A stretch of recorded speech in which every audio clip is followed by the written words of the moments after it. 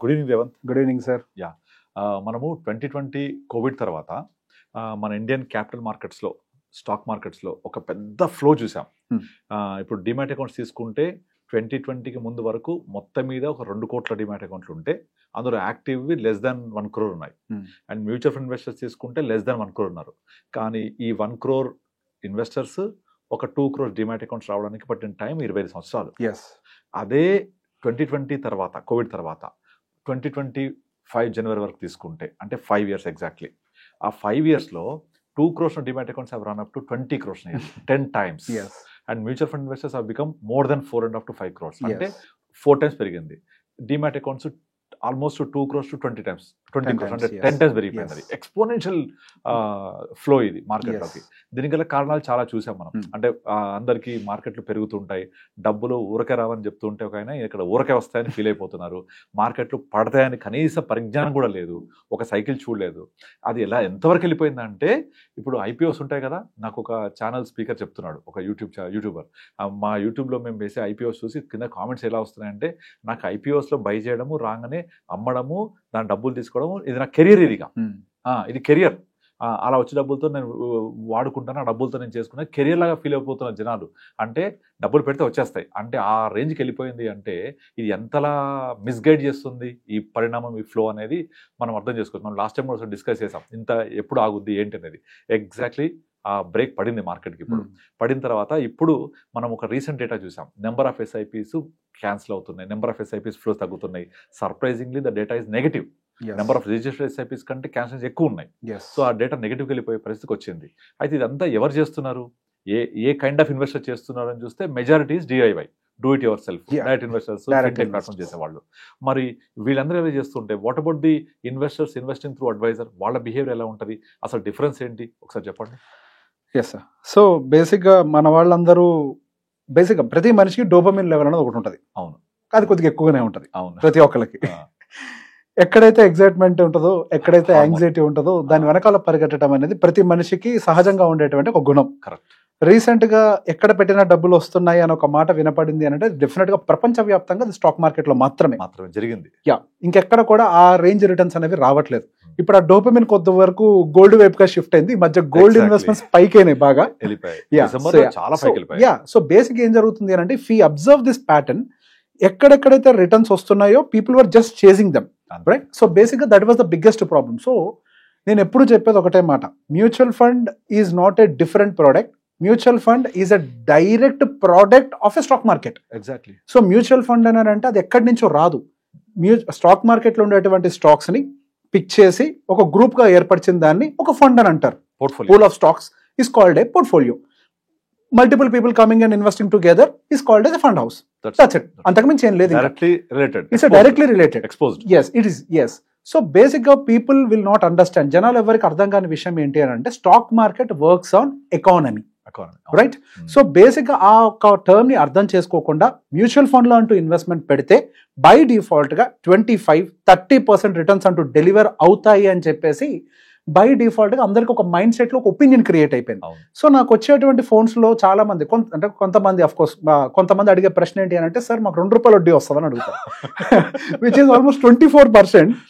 It is impossible. అసలు జరగదు అది. ఈవెన్ స్టాక్ మార్కెట్ లో డైరెక్ట్ గా స్టాక్స్ కొనేవాడికి కూడా రిటర్న్ రాదు. The reality here is, even Warren Buffett makes hardly 18-19% per annum, and he is a very senior investor, and he is having a very big research team, and he is having access to every single company. ప్రతి ఒక్క door ని నాక్ చేసే సత్తా ఉన్నటువంటి వాళ్ళకి కూడా 18-19% వచ్చింది అని అంటే, yes, it's a peak return. So basic గా ఇది రియల్ కాదు అన్న ఒక విషయం చాలా క్లియర్ గా చెప్తూ ఉంటాను. సో ఇంకొక ప్యాటర్న్ ని బాగా గమనించింది ఏంటి అని అంటే, చాలా మంది దేన్ని చేస్ చేస్తారు అంటే, previous last 5 year history, 5 star rating.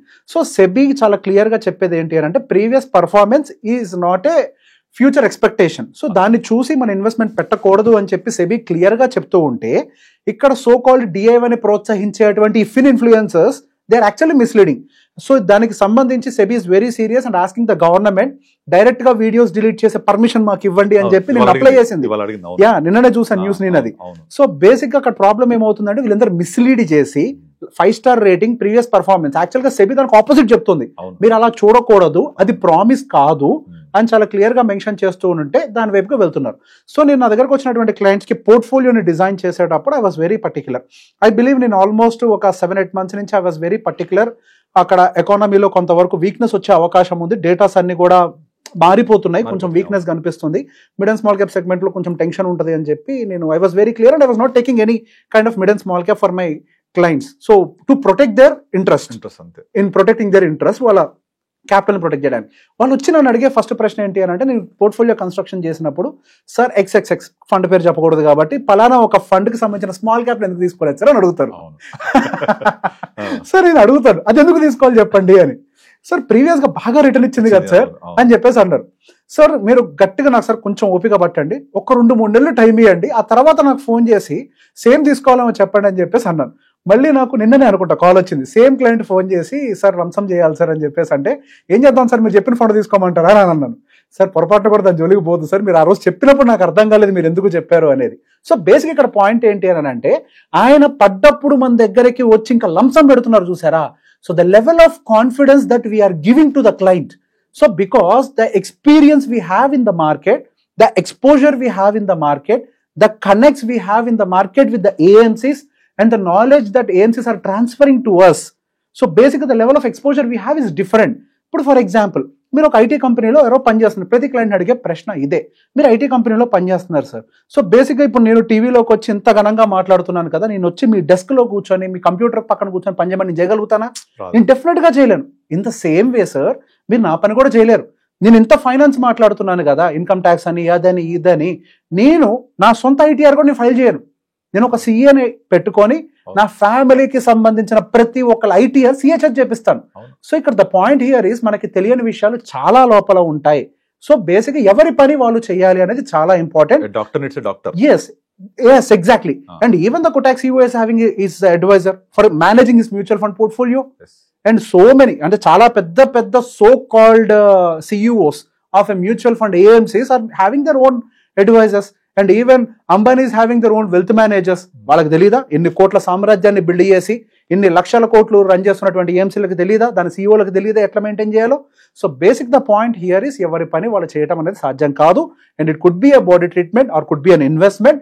So basic గా ఇప్పుడు జరుగుతున్నటువంటి సమస్యలో కూడా ఇప్పుడు ఏదైతే so called 110% of the deactivation, to be precised 109% డియాక్టివేషన్స్ జరుగుతున్నాయి. అంటే 100 మంది సబ్స్క్రైబ్ చేస్తే SIPs కి 109 మంది అన్సబ్స్క్రైబ్ చేస్తున్నారు SIPs ని. So majority of the outflows అంతా, అంటే so called stop of SIP జరిగేదంతా కూడా గైడెన్స్ లేని చోట. సో ఈ మాట నేను చెప్పటం కాదు, నాకు one of the senior investor ఆ టైంకి నాకు తెలిసి నేను నా ఇన్వెస్ట్మెంట్ జర్నీని కూడా మొదలుపెట్టాను. ఈజ్ వెరీ సీనియర్ ఇన్వెస్టర్, ఈ కేమ్ టు మీ. సో బేసిక్గా I asked him the question, sir ఇన్ని కోట్ల రూపాయలు మీరు మ్యూచువల్ ఫండ్స్ లో సంపాదించారు కదా, how did this happen? So మీరు చేసిన ఈ జర్నీలో ఐ బిలీవ్ చాలా మార్కెట్ క్రాషెస్ ఉన్నాయి, ఫాల్స్ ఉన్నాయి, చాలా టైమ్స్ లో మార్కెట్ అనేది ఆగిపోయింది.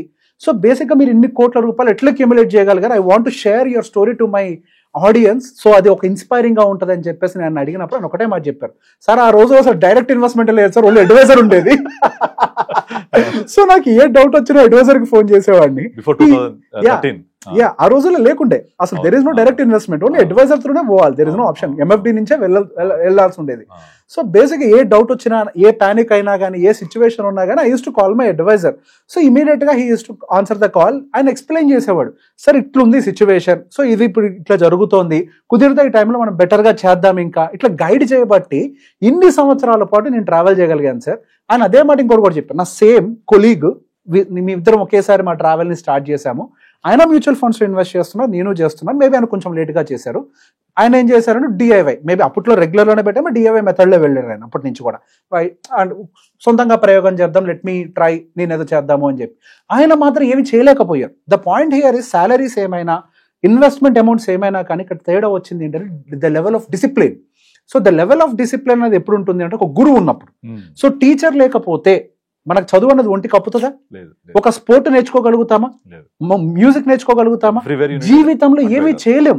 సో బేసిక్ ఒక గైడ్ అనే వాళ్ళు ఉంటేనే మనం ఈ లెవెల్ ఆఫ్ అచీవ్మెంట్ అనేది తీసుకోగలుగుతామన్న విషయం నేను మా ఫ్రెండ్తో కంపేర్ చేస్తే నాకు అర్థమైంది సార్ అని చెప్పేసి అన్నారు. ఇన్ ద సేమ్ వే రీసెంట్గా ఒక క్లయింట్ కూడా మళ్ళీ వచ్చినప్పుడు చెప్పింది ఏంటి అని అంటే, సార్ అసలు ఏంటి సార్ మార్కెట్ ఎట్లా పడిపోతుంది, కానీ మన దాంట్లో ఏంటి సార్ పెద్దగా ఎందుకు ఉంటుంది? బికాస్ మీ అందరికీ మనకు క్లారిటీ ఉంది, మనం మార్కెట్లో పెట్టేటప్పుడు మనం పద్ధతి ప్రకారం పరిగెట్టాలి తప్పించి పద్ధతి లేకుండా ఒకవైపుగా ఏదైతే జరుగుతుందో అంటే అందరు ఇటు పరిగెడుతున్నా అటువైపుగా పరిగెడితే మనకెందుకు డబ్బులు వస్తాయి. మార్కెట్లో ఒక థియరీ క్లియర్గా ఉంది. When market is extremely in higher levels we should be at the fear zone. Actual investor theory అది. మార్కెట్ ఎప్పుడైతే పడుతుందో మనం అప్పుడు యాక్టివ్ అవ్వాలి. నా క్లయింట్ కాల్ చేసిన ప్రతిసారి ఒకటే మాట చెప్తా, సెలబ్రేట్ దిస్ ఫాల్. ఇంతకు మించినటువంటి శుభ పరిణామం ఈ స్టాక్ మార్కెట్లో జరగదు. అది ఈ జనరేషన్ కి సంబంధించిన ఇన్వెస్టర్స్ వచ్చిన తర్వాత రాబోతున్నటువంటి one of the good fall. So this is a very good accumulation zone. నేను గత కొన్నాళ్ళుగా బాధపడుతున్నా, అక్యుములేట్ చేయడానికి టైం దొరకట్లేదు, మార్కెట్ అసలు అవకాశం ఇవ్వట్లేదు అని. Now we have a greater opportunity to invest in markets. Let's accumulate. But again ఎక్కడ? ఇది పెద్ద ప్రశ్న. ఇన్ని వేల ఫండ్స్, 2000, 2500 ఫండ్స్ ఉన్నటువంటి ఈ మార్కెట్లో, 36 కేటగిరీస్ ఉన్నటువంటి ఈ మార్కెట్లో ఎక్కడ అన్ని పడిపోతున్నాయా అంటే లేదు కదండి. కొన్ని ఫండ్స్ పడుతున్నాయి, కొన్ని ఫండ్స్ స్టేబుల్ గా పడుతున్నాయి. ఎంటైర్ మార్కెట్ క్రాష్ అయ్యేటప్పుడు అన్ని పడతాయి, కానీ ఎంత? సో మన బీటా ఎంత? మార్కెట్ తో కంపేర్ చేసి ఎంత తక్కువగా పడుతున్నాం, ఇది యాక్చువల్ గా డిసైడ్ చేస్తుంది. మార్కెట్ పెరిగేటప్పుడు ఎంతగా పెరుగుతున్నాం, బీటా ఆల్ఫా ఎంత ఉంది మనకి, ఇది మనం డిసైడ్ చేసేది. సో బేసిక్ గా ఈ బీటాని డిటర్మైన్ చేసేదాన్ని, ఈ ఆల్ఫాని డిటర్మైన్ చేసేదానికి కొంత అనుభవం ఉండాలి. అనుభవం ఎవరికి వస్తుంది అని అంటే కొంచెం ఎక్కువ కాలం మార్కెట్లో స్పెండ్ చేసి అదే ఉద్యోగం చేసే వాళ్ళకి డెఫినెట్ గా ఉంటుంది. ఈవెన్ ఒక ప్యూన్ చేసే పని మనం చేయలేం, అనుకుంటే అనుభవం వేరు. దాన్ని ఎట్లా క్లీన్ చేస్తే పోతే ఆయనకు తెలుసు. అది చిన్న పని అయి ఉండొచ్చు, కానీ అదే పని మనం చేయగలుగుతామా? చేయలేం. ఎవరి పని వాళ్ళు చేసుకుంటూ పోవాలి. So definitely an advisor can help you out. Go to an MFD, if not go to an RIA, if not go to an research analyst. కాకపోతే రిజిస్టర్డ్ బాడీ దగ్గరికి వెళ్ళండి. And there is a very clear guide lines. Unregistered bodies దగ్గరికి వెళ్ళి అన్నెసరిగా చేతులు కాల్చుకోకండి. Fin influences are not the registered bodies. Go to registered body. Thank you అండి. Thank you.